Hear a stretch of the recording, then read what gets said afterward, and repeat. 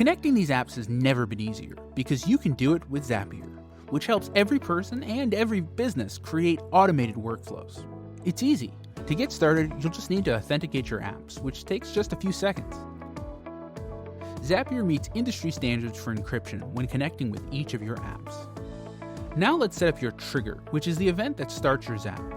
Pick the trigger event that you want from the list.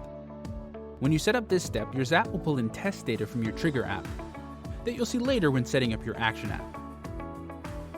This last part is where the magic happens. Choose the action you want to happen in your target app. You'll see a bunch of fields where you can specify the details of your Zap. You can type free-form text or pull data in from your trigger step as needed.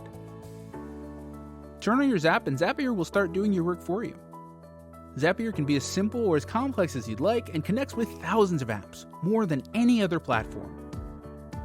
Click on the link in the description for a free trial so you can make sure it works for you before you commit.